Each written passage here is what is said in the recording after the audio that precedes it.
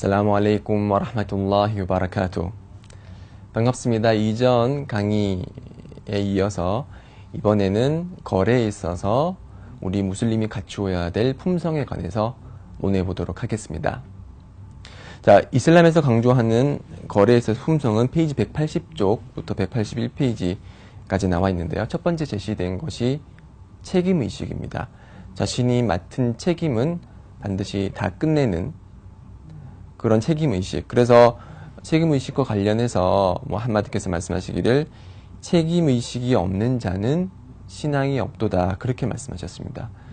즉 책임의식이 있고 없고가 신앙에 커다란 영향을 미친다는 뜻이기 때문에 우리 무슬림은 책임의식을 가지고 거래를 해야 될 것입니다. 마찬가지로 181페이지에 정직성에 관해서 말씀하신 한마디의 말씀이 있는데, 여러분들은 정직을 통해서 신앙으로 인도되고 신앙을 통해서 천국으로 인도된다고 했습니다.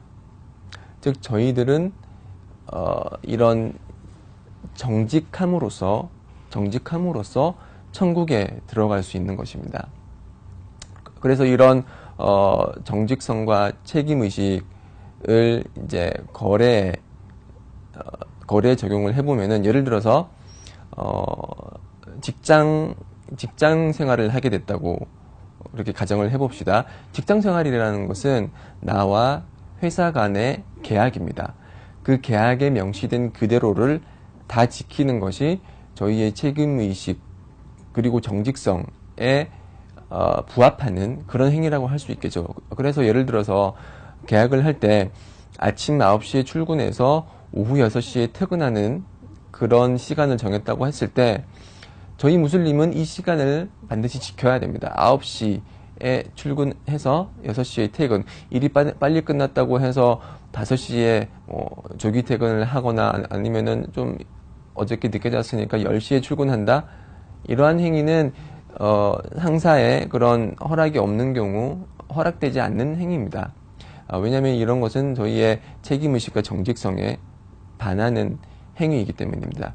그리고 이 정직성과 책임의식이 있기 때문에 무슬림은 시간 약속을 잘 지켜야 합니다. 물론 비한국 무슬림들이 있죠. 한국 이외의 무슬림들이나 아니면은 중동 쪽의 무슬림들은 이런 시간의식에 관해서 상당히 약한 모습을 보이고 있는데, 하나님께서 꾸란을 통해서 말씀하시기를 야 아이유할라디나 아마누 리마 타꿀루나 마 라 타프알룬, 오 믿는 자들이여 왜 그대들이 하지 않을 것을 말하느냐. 카부라 마qqatan 인달라히 안 타꿀루 마 라 타프알룬. 그대들이 하지 않을 것을 말하는 것은 하나님 앞에 있어서 아주 커다란 혐오스러운 것이다. 그렇게 말씀하셨습니다. 하나님께서 예를 들어서 저희가 그래 내가 오늘 아침 9시에 나타날게 라고 얘기를 했어요. 그렇지만 아침 9시에 나타나지 않고 10시에 나타났어요. 그렇게 하면은 저희가 하지 않을 9시에 나타날 것처럼 얘기를 해놓고 결국엔 10시에 나타나는 것은 이렇게 하나님께서 꾸란을 통해서 비난하신 이런 행위를 한 것과 동일하기 때문에 저희들은 한 말은 반드시 준수를 해야 됩니다. 그것이 이슬람의 정신과 부합하는 것이고요. 동일한 선상에서 저희들이 계약을 할 때, 경제 행위를 할 때 어떤 조건을 내걸었잖아요. 그런 조건은 반드시 지켜야 됩니다. 무함마드 살랄라후 알레이히 와살람께서 말씀하시기를 알무슬리무나 알라 슈루티힘, 이렇게 말씀하셨습니다. 즉 무슬림들은 그들이 내건 조건을 지켜야 한다, 이렇게 말씀하셨습니다. 그래서 예를 들어서 제가 그 소파를 파는 가구상이라고 해봐요. 그래서 손님이 와서 흥정을 해서 이 소파를 30만 원에 팔기로 했어요. 단 그쪽 고객에서 조건을 걸었어요. 이 소파를 운반해주는 조건으로 30만 원이다. 이 집까지 이 소파를 운반해주지 않으면은 내가 원래는 25만 원에 살려고 그랬다. 그렇지만 소파를 운반해주는 조건으로 30만 원을 지불할 테니 나한테 팔아라 해서 동의를 했어요. 그렇지만 이제 그 다음날 와가지고, 고객이 소파를 달라고 했을 때 소파만 주면서, 나는 소파만 팔기로 했으니까 운반은 당신이 하셔야죠. 이렇게 하면서 우리가 내건 조건에 대해서 모르는 척 혹은 기만하는 그런 행위는 이슬람에서 허락되지 않는 행위입니다. 책임성과 정직성에 반대되는 그런 행위는 이슬람에서 허락되지 않습니다. 일부 외국 무슬림들이 한국에 거주하면서 한국인들을 속이는 경우를 가끔씩 보게 됩니다. 그러면서 외국 무슬림들은 얘기를 하기를 한국 사람들은 불신자고 불신자 국가이기 때문에 우리는 그들에게 있어서 책임이 없다라고 하지만 절대 그렇지 않습니다. 왜 그렇지 않냐? 우리의 모범이신 무함마드의 전기를 한번 살펴봅시다. 무함마드께서 메카에서 메디나로 이주를 하시고 메디나에서 이제 같이 믿는 사람들과 함께 공동체를 형성했고 다시 메카로 돌아가려고 이제 사람들과 같이 메카로 갔을 때 메카 사람들은 무함마드와 믿는 사람들의 메카 입성을 거부를 했습니다. 그래서 그때 맺은 그 메카 불신자들과 그리고 무함마드와 신앙인들 간의 그 조약 이름이 후데이비야 조약이었습니다. 그 후데이비야 조약을 하면서 무함마드께서 메카 불신자와 합의를 한 사항은 메카에서 만약에 어떤 누군가가 믿는 사람이 돼서 메디나로 도망을 치게 될 경우 무함마드 쪽은 반드시 그 사람을 메카로 되돌려 보내야 된다라는 그런 조약이었습니다. 어찌 보면은 무슬림에게 불리한 조약이었지만 여러 가지 상황을 고려를 해서 무함마드께서는 그 조약에 동의를 하셨고 그 조약이 성립이 됐습니다. 그리고 나서 얼마 되지 않아서 실제로 메카에서 박해를 피해 메디나로 어떤 한 무슬림이 도망을 왔습니다. 그때 무함마드께서 어떻게 하셨습니까? 내가 맺은 계약은 불신자와의 계약이기 때문에 파기해도 좋다 이렇게 말씀하셨나요? 그렇지 않습니다. 그 무슬림에게 우리가 그때 무함마드께서 맺은 계약을 설명을 하면서 이러하기 때문에 너는 반드시 메카로 돌아가야 된다 이렇게 말씀하셨습니다. 그래서 결국에는 그 무슬림을 메카로 돌려보냈습니다. 한번 생각해 보십시오. 메카로 도망간 무슬림, 메카에서 도망간 무슬림을 다시 메카로 돌려보냈습니다. 그 무슬림의 생명이 위협받을 수 있는, 안전이 위협받을 수 있는 그런 상황임에도 불구하고, 그리고 불신자와 맺은 계약임에도 불구하고 무함마드께서는 그 계약을 성실히 수행을 하셨습니다. 그 얘기는 뭐냐면은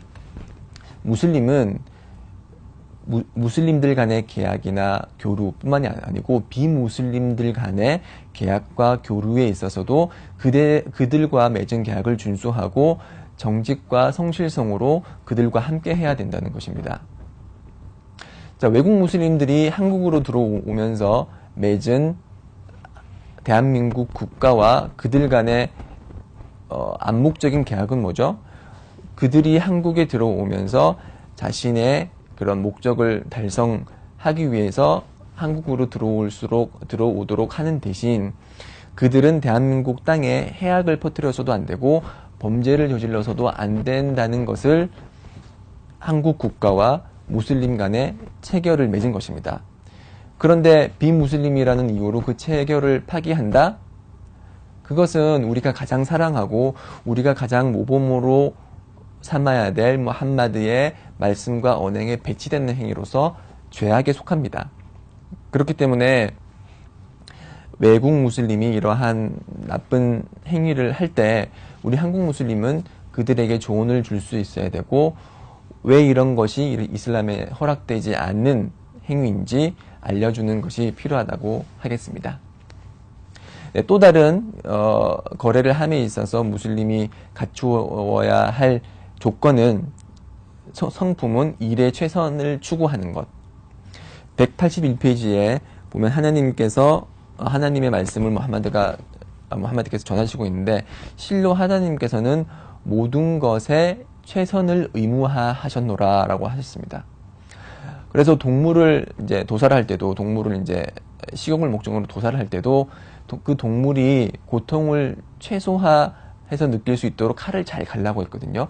칼을 갈 때조차도 동물 앞에서 갈지 말라고 했어요. 왜냐하면 동물 앞에서 갈면은 그 동물이 저 칼로 나를 베겠구나라고 알기 때문에 동물에게 고통과 그리고 두려움을 심어줄 수 있기 때문에 그런 걸 피하라고 했습니다. 그래서 이런 세세한 동물에 대한 도살조차도 최선을 다해야 되는 것이고, 다른 하디스에 의하면은 하나님께서는 그대들이 일을 할 때 빈틈없이 잘 행하는 것을 좋아하시노라, 이렇게 말씀하셨습니다. 그래서 저희가 일을 할 때 하나님의 사랑을 받기 위해서는 빈틈없이 야무지게 일을 처리하는 것이, 그것이 무슬림의 일처리 방식입니다. 그래서 어찌 보면 이거는 장인 정신에 관해서 1400년 전부터 이슬람이 강조를 하고 있던 사항이라고 볼 수가 있습니다. 또 이런 상황은 제가 한국에서 이제 대기업을 다닐 때 그 S 기업이라는 S 모기업에 다닐 때 그들이 항상 강조했던 것은 야무진 일처리였습니다. 자, 1400년 전부터 이런 야무진 일처리를 강조하고 장인 정신을 강조한 이런 이슬람의 메시지를 잘 실천한다면은 우리 무슬림 그리고 이슬람 세계는 지금보다 훨씬 더 발전을 할 수 있었을 것입니다. 물론 물론 한국 무슬림들이 아닌 외국 무슬림들이 이런 이슬람 정신을 제대로 실천하지 않는다고 해서 저희들이 슬퍼할 필요는 없습니다. 저희 자신들이, 한국 무슬림 자신들이 이러한 메시지를 잘 실천함으로써 좋은 공동체 그리고 훌륭한 공동체를 형성해 나가면 될 것입니다. 네, 지금 여기까지가 제가 알아본 거래에 있어서 무슬림들이 갖추어야 될 품성에 관해서 알아봤습니다. 자, 그러면은 여기 경제활동은 여기까지 제가 설명을 드리고요. 그 다음 먹거리와 마실거리 제8장에 대해서 논의하도록 하겠습니다. 저희들이 매일같이 먹고 마시기 때문에 이 먹거리와 마실거리에 대한 설명이 중요하다고 할 수 있겠는데요. 계속 청취를 해주시길 바랍니다. 그럼 제8장 먹거리와 마실거리 강의에서 뵙도록 하겠습니다. 살라무 알레이쿰 와라흐마툴라히 와바라카투.